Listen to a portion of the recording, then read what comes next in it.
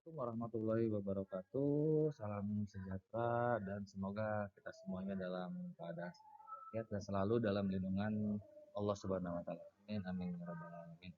Anak-anakku sekalian, hari ini kita akan membahas bab baru yang berjudul menuai keberkahan dengan rasa hormat dan taat kepada orang tua dan guru.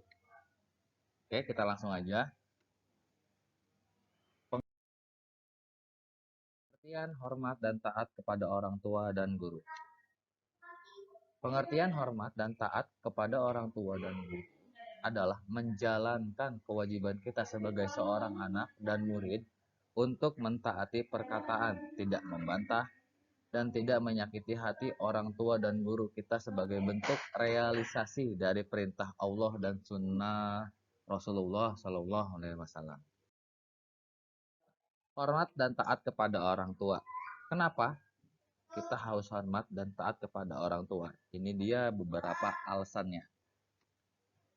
Yang pertama, menghormati dan menyayangi kedua orang tua merupakan kewajiban seorang anak. Yang kedua adalah sikap menghormati dan menyayangi kedua orang tua dapat dimaksudkan sebagai bentuk balas budi kita kepada mereka. Ya, walaupun balas budi ini tidak akan terbayar karena jasa orang tua kepada anaknya tidak dapat dihitung dengan kalkulator. Selanjutnya, anak yang menghormati kedua orangnya akan selalu meminta nasihat, petunjuk, dan doa. Inilah salah satu cerminan anak soleh dan solehah.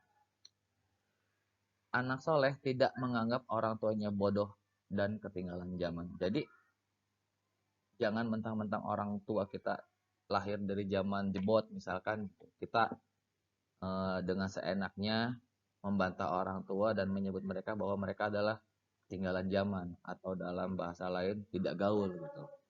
Dan karena kenapa? Karena menghormati orang tua ini semuanya adalah perintah dari Allah Subhanahu wa taala yang diturunkan melalui Al-Qur'an yang berbunyi A'udzubillahi minasyaitonirrajim. Bismillahirrahmanirrahim.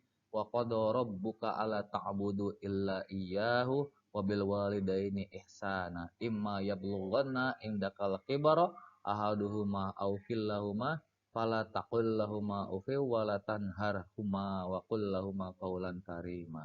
Dan Tuhanmu telah memerintahkan agar kamu jangan menyembah selain Dia dan hendaklah berbuat baik kepada ibu bapakmu dan seorang di antara keduanya atau kedua-keduanya sampai lanjut dalam pemeliharaanmu. Maka sekali-kali jangan mengatakan perkataan kepada keduanya dan jangan engkau membentak keduanya dan ucapkanlah kepada mereka kata-kata perkataan yang baik.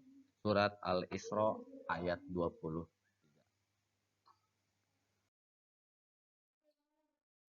Contoh-contoh sikap hormat dan taat kita kepada orang tua. Yang pertama, menghargai pendapat orang tua. Jadi, ketika orang tua kita berpendapat tentang apapun tentang anaknya, entah itu mungkin dari segi pakaian, dari segi perilaku, dari segi kebiasaan, terima. Jangan mencela. Yang kedua, berbahasa yang sopan. Hendaknya, seperti dalil yang tadi, berbahasa yang sopan ini jangan sekali-kali mengeluarkan bahasa yang kasar kepada orang tua ya. Kenapa? Ingat, orang tua adalah yang sebutnya yang melahirkan kita. Orang tua yang mengurus kita. Yang ketiga adalah tidak meninggikan suara di hadapan orang tua. Jadi, tidak boleh kita berbicara di depan orang tua kita dalam suara yang tinggi atau volumenya yang tinggi. Kenapa? Takut tersinggung. Keempat, menjaga amanah yang diberikan. Ini mungkin orang tua sering menyuruh kita misalkan ke warung untuk membeli sesuatu. Nah, ini dia amanahnya. Belikan sesuai dengan yang diperintahkan dan jangan lupa kembaliannya. Kalau ada, dikasih kembali kepada orang tua. Terus bersifat rendah hati. Jangan sombong depan orang tua. Karena percuma kita mempunyai sifat yang sombong. Kalau tidak ada orang tua kita, ya mungkin tidak akan ada kita juga. Yang selanjutnya, taat dengan apa yang diperintahkan oleh orang tua. Ingat, orang tua pasti jauh lebih tahu yang terbaik untuk anaknya. Jadi apapun yang disebutnya, disuruhnya atau pendapatnya, ikuti itu. Selanjutnya, menasihati orang tua dengan bahasa yang sopan. Jadi, terkadang orang tua pun akan melakukan kesalahan terhadap anaknya. Entah mungkin dari segi bahasa, entah mungkin itu dari segi perilaku. Boleh kita menasehati orang tua kita, akan tetapi menasehatinya dengan bahasa yang sopan. Jangan digentak-gentak, jangan suara dengan sebut suara yang tinggi, begitu jadinya ya. Selanjutnya, tidak berkata bohong. Nah, ini yang sedikit berbahaya. Bohong kepada orang tua. Hati-hati, ini sangat dilarang. Selanjutnya, pamit ketika ingin bepergian. Nah, ini kejadian untuk rata-rata anak sekolah. Ketika sehabis pulang sekolah, mungkin ingin main, atau mungkin ingin ada tugas, belajar bersama, walaupun itu niatnya baik gitu. Ketika ingin keluar rumah ya harus meminta izin kepada orang tua. Biar kenapa? Biar orang tua tidak khawatir. Oke. Selanjutnya menyapa ketika berpapasan di jalan. Ini deh kebanyakan dari kita ketika orang tua kita lewat malah ngumpet. Kenapa? Takut ketahuan sama orang tua bahwa itu adalah tempat mainnya. Maka seharusnya kita sebagai anak adalah menyapa. Kalau perlu samperin salaman. Begitu ya deh ya. Terus meminta saran dan nasihat ketika melakukan pekerjaan baru. Nah, ketika kita mendapat pekerjaan baru, pintalah pendapatnya, baiknya gimana, kerjanya harus bagaimana. Dengerin apa kata orang tua. Insya Allah, orang tua tahu yang terbaik untuk anaknya. Selanjutnya, mendahulukan orang tua. Ini deh. Nah, ini terjadi ketika makan, ketika mungkin di kamar mandi, antri mandi gitu. Tolong semuanya untuk mendahulukan orang tua kita sebagai rasa hormat kita kepada orang tua. Selanjutnya, menjaga nama baik orang tua. Nah, ini ketika bermain di luar, mungkin sekolah, mungkin lagi ke rumah siapapun itu, teman kamu atau rumah gurumu atau gimana, tetap sebagai anak menanggung nama baik orang tua. Kenapa? Ketika anaknya melakukan sesuatu yang buruk, atau sesuatu yang baik, selalu ditanya, ini anak siapa? Karena kenapa? Karena kalian semua sebagai anak-anak masih dalam tanggung jawab orang tua. Untuk yang selanjutnya yaitu kepada sebab hormat dan taat kepada guru. Kenapa sih kita harus hormat? Nih, guru merupakan orang yang mendidik dan mengajari berbagai ilmu pengetahuan sehingga kita menjadi orang yang mengerti dan dewasa. Kenapa? Karena guru adalah sumber pendidikannya. Guru yang menyampaikannya. Menyampaikan apa? Semua ilmu pengetahuan yang beliau miliki. Terus selanjutnya, kenapa kita mesti hormat kepada guru? Guru mengajar manusia dengan beriman, bertakwa, memahami baik dan buruk, serta bertanggung jawab di samping mengajarkan ilmu pengetahuan. Makanya ketika dalam kelas, guru sering menasehati kalian. Itu untuk apa? Untuk kebaikan kalian semua. Terus sebabnya ada yang terakhir, yang ketiga adalah guru adalah orang tua kedua setelah orang tua kandung atau orang tua asuh. Guru mempunyai jasa yang besar dalam pendidikan dan mengajari kita berbagai ilmu pengetahuan serta menanamkan akhlak manusia. Ya, walaupun guru hanya sebentar berjumpa dengan kalian ketika hanya di sekolah ya rentan waktu 6 jam atau mungkin 7 jam. Tapi ini menjadi salah satu hal yang berharga. Harga yang berharga dalam apa? Dalam mendapatkan ilmu pengetahuan dan ilmu pendidikan. Kita diberitahu cara yang baik, kita diberitahu cara yang benar untuk menghadapi kehidupan kita sendiri. Selanjutnya, nih ada beberapa contoh sikap menghormati dan taat kepada guru. Yang pertama, menghormati dan memuliakan, mengikuti nasihatnya. Ikuti nasihat dari guru, memuliakannya, istilahnya jangan ngelunjak. Insya Allah, guru pun tahu yang terbaik untuk kalian semua. Yang kedua, mengamalkan ilmunya dan membagikannya kepada orang lain.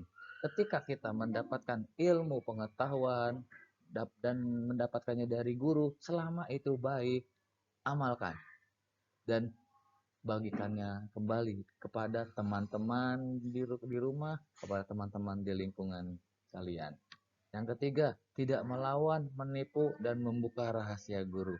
Ketika guru memberikan nasihat, jangan dilawan. Kalau emang guru itu sedikitnya menurut kalian kurang bagus atau kayak gimana, cukup diam saja dan jangan diikuti. Memuliakan keluarga dan sahabat karib guru. Ini, ketika seorang guru merasa dihormati, ketika guru merasa sedikitnya dihargai, insya Allah itu merupakan berkah. Berkah bagi siapa? Bagi seluruh keluarga dan sahabat-sahabatnya. Selanjutnya, murid harus mengikuti sifat guru yang baik, akhlak tinggi, ilmu pengetahuan, keahliannya, berwibawa, santun, dan penyayang. Nah, bagi sedikitnya murid-murid, atau mungkin bisa banyaknya, tolong ketika menjumpai guru yang baik, pintar, berwibawa, ikutin itu. Kenapa? Insya Allah itu baik buat kalian. Yang selanjutnya adalah murid harus memuliakan guru dan meyakini ilmunya. Insya Allah ketika guru menyampaikan ilmunya, pengetahuannya, itu adalah benar. Wallahu a'lamu bishawab. Menghormati dan selalu mengenangnya meskipun sudah wafat. Ya, guru terkenal dengan pahlawan tanpa jasa. Inilah yang disebutnya kita pintar sekarang, Bapak juga sekarang sebagai guru. Karena siapa? Tetap karena guru. Tetap jasanya bakal selalu. Selanjutnya, murid mendoakan keselamatan guru. Ya, harus itu. Sama seperti kepada kedua orang tua kita. Kita sesama muslim harus saling mendoakan yang baik. Selanjutnya, menunjukkan rasa terima kasih terhadap ajaran guru. Terkadang ada kesalahpahaman dalam menunjukkan rasa terima kasih ini. Sebenarnya guru itu tidak butuh seperti hadiah atau cenderamata dan yang lainnya. Hanya cukup kamu sebagai murid dari guru tersebut, kamu jadi murid yang berakhlak dan berprestasi.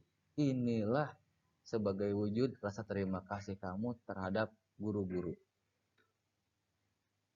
Selanjutnya, berperilaku sopan ketika berhadapan dengan guru. Misalkan duduk dengan tegap, mendengarkan perkataan guru, dan tidak membuat guru mengulangi perkataannya.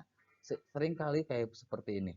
Ketika kita diberikan nasihat oleh guru, kita pura-pura tidak mendengarkan. Itu jangan. Dengerin semua apa yang dikatakan oleh guru, saring kata-kata tersebut, ambil yang baiknya, dan ikuti yang baiknya. Tidak berpaling atau menoleh tanpa keperluan yang jelas, terutama saat guru berbicara. Ini, ketika guru berbicara, entah itu di luar kelas ataupun di dalam kelas sedang menerangkan mata pelajaran, jangan sekali-kali kamu menoleh. Perhatikan dengan baik dan dengan seksama, karena itu adalah kunci dari keberkahan sebuah ilmu. Selanjutnya, berkomunikasi dengan guru secara santun dan lemah lembut. Sama seperti halnya dengan orang tua. Dengan guru pun kita harus berbicara secara pelan, lembut, jangan ditinggikan volume berbicaranya. Itulah suatu adab murid kepada guru. Karena dengan perilaku kita, hormat dan tak patuh kepada orang tua dan guru ini, kita akan mendapatkan beberapa keuntungan. Wallahu a'lam. Kenapa banyak sebenarnya keuntungannya kan keberkahannya. Yang pertama mungkin salah satunya mendapat ridho orang tua sekaligus ridho Allah. Karena ridho orang tua adalah ridho Allah dan murkanya orang tua adalah murka Allah juga. Ridho Allah fi ridho walidain wa suqtullah fi suqtil walidain. Selanjutnya, dicap sebagai orang yang bertakwa karena berbakti kepada orang tua adalah perintah Allah dan Rasul-Nya. Inilah keutamaan hormat dan patuh kepada orang tua. Mendapat jaminan surga ini. Sesoleh apapun anak itu, sebaik apapun anak itu, jikalau tidak mendapatkan restu dari orang tua, wallahu alam, apakah dia akan ke surga atau mungkin ke neraka. Kenapa? Karena yang sudah pasti adalah ketika seorang anak menuruti orang tuanya, menaati orang tuanya, mematuhi orang tuanya, maka jaminannya adalah surga. Dan yang keempat adalah mudah terkabul hajat dan doanya. Jadi di sini dengan kita hormat, patuh kepada orang tua, insya Allah Allah pun akan mendengarkan doa kita. Didorong oleh siapa? Didorong oleh keutamaan doa dari orang tua yang mendoakan anak. Terhindar dari azab dunia akhirat. Ini dia. Dengan disebutnya kita mematuhi kedua orang tua kita, insya Allah kita terhindar dari musibah, kita terhindar dari entah itu musibahnya di akhirat atau di dunia itu sendiri. Selanjutnya adalah keberkahan dan keutamaan hormat patuh kepada guru. Ilmu yang akan dipelajari akan mudah lebih dipahami. Terus ilmu yang akan dipelajari lebih lama melekat atau lebih sulit lupa. Ilmu yang dapat menjadi berkah. Mendapatkan pahala dari ridho Allah. Bapak jadi ingat satu kata-kata dalam disebutnya mahfudzat ridho yang berbunyi al ilmu nurun wa nurullah la yuhdalul asih. Ilmu itu adalah cahaya dan cahaya itu tidak akan masuk kepada orang-orang yang bermaksiat. Nah ini dia. Kalau kita berperilaku buruk kepada guru, takutnya kita tidak mendapatkan keikhlasan dan keridhaan dari guru tersebut dalam menuntut ilmu. Jadi, dapatkan ridho guru, maka insya Allah kalian juga akan mendapatkan ridho dari Allah SWT. Guru lebih mudah memberikan ilmu dan lebih mudah dalam mengajar. Ya, betul sekali. Ketika kamu melaksanakan rasa hormat dan memiliki rasa patuh kepada guru, guru juga akan berbalik, memiliki respect, guru juga akan menghargai kalian, sehingga dalam proses kegiatan belajar mengajar akan terjadi take and give. Jadi di kelas itu akan selalu kondusif belajarnya dan proses transfer ilmu pengetahuan akan berjalan lebih mudah. Nah, mungkin hanya itu saja yang bisa Bapak dapat sampaikan. Wabillahi